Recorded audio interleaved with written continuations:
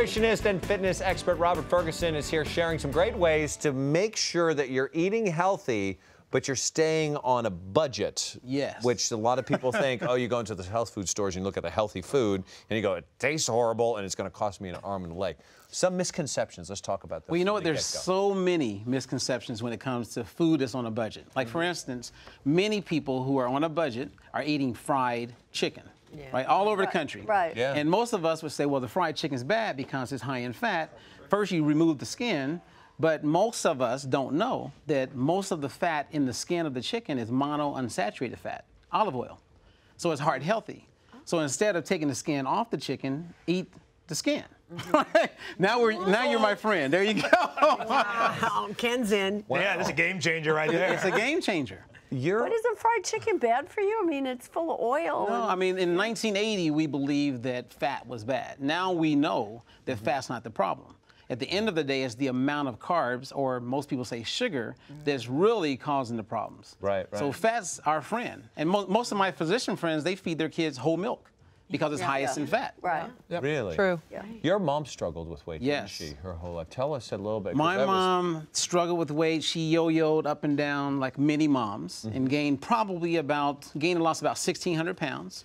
And after surviving breast cancer twice and having 3 stents placed in her arteries and going through all the negatives that come with weight-related diseases. Sure. Wow, look at her. Well, everything I share is mama approved, by the way. Oh, it is. Right? Because it worked for mom. So it is what it is. How is she today?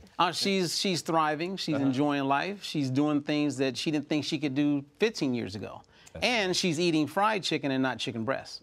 Really? Yes. well, how can we eat healthy and stay on a budget? Because, you know, you go into health food stores and the food costs more money than it does in a regular grocery store.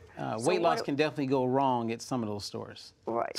So I noticed on the table there you have potato chips and baked potatoes, all the things, fried chicken and noodles, things that you think that you cannot normally eat if you have to lose weight and stay healthy. Well, okay, most of us are aware of the glycemic index, right? Yes. So the glycemic index says that the way you eat foods can impact your blood sugar levels certain ways. And the higher that number, the more likely you want to stay away from that food. Well, potatoes are given the number 95, so high in sugar. But potato chips are given the number 55. So why is it that something more processed is better on my blood sugar compared to something that's close to nature? Why is It's that? because there's fat inside of the chip. And so the fat slows down how fast the carb becomes sugar in the blood. So take the butter, put it on the potato, and now it becomes blood sugar friendly. Oh my goodness. What about the High five. High I'm five. like What else do we? Is there any other? I'd have a heart attack. I'm confused. Any other talking points before I move on about Well, you know, we have ramen. So that ramen meal over there. Yeah, the ramen noodles. Yeah, ramen noodles, Yeah. right? That ramen noodle meal is a fat-burning meal because of how it's combined. So the ramen noodles is 25 cents to get it. And what you do is don't use the packets. You can go with like bouillon or like some type of broth to give it the flavor. And then take like hot dogs. It could be tofu dogs. It could be a turkey dog. I put that in there with some tomatoes. Fat-burning meal. Done. Question, why not the packet?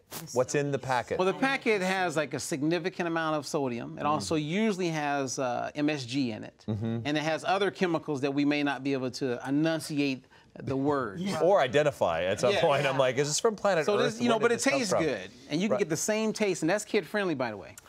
If I have health restrictions, diet restrictions, where do I turn to?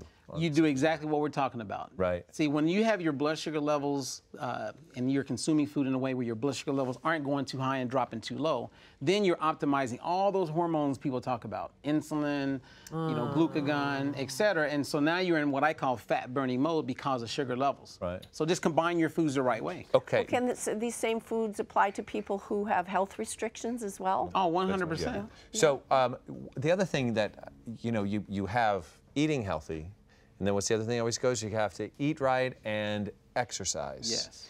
And that's where everybody gets sideways. Like, what? Oh, no. I've learned it's eating is pretty much 80% of the battle. Yeah, If you more eat so, correctly. yeah. But what's your take on exercise? How much? How intense? Well, here's my take, because I don't believe in 80% of it being eating. You don't? I don't at all. I believe in the 3-legged stool, right? So I believe that nutrition is very important. Yep. I believe that exercise is very important, and I also believe mindset's very important. And so each one of those represent one of those legs. Equally though? Or does the stool Equally. lean a little bit one way or the other? Exactly. And that's a good point because there's 1% left over. So at that point, I say, look, you take that 1%, and for you, you may need to put more energy into food. For me, it may be I need to focus more on my mindset, and for someone else, it could be exercise. Okay. Yeah. So again, once you have that in place, it all wins. It If all you works have out. the right mindset about exercise, at some point it becomes an easy thing to do Right, when you right. just Yeah, there's no adopt it, struggle. once you believe this is just part of my lifestyle change. Exactly. And a lot of people, I think, push back on that. Okay. Well, good. well, You're part of thank the Presidential Task Force on Obesity, Yes. right? You must be proud to be a part of that. Well, I'm proud to be part of anything that's helping to improve the state or the health of everyone that lives in the world. And what do you do? You work across the country. What we do is we go into communities, and right now we have a big project in the state of Missouri where we're beginning to reverse childhood obesity. Like, we're actually doing it. So a That's lot of people are great. talking about it, but we're Yeah. doing it, and that's because we're creating a culture with the parents. That's and not awesome. going to the cafeterias and not trying to talk to everyone else, That's so but great. going to the parents and getting them on board, and then you see that the kids' BMI, body composition, everything upgrades. And a key thing for everybody to know here and the people at home is that if one parent is overweight or obese, a child is 40% more likely to be overweight or obese as an adult. And if both parents are overweight or obese, 8 out of 10 kids, whether that kid is thin as a kid, when they become an adult, they will struggle.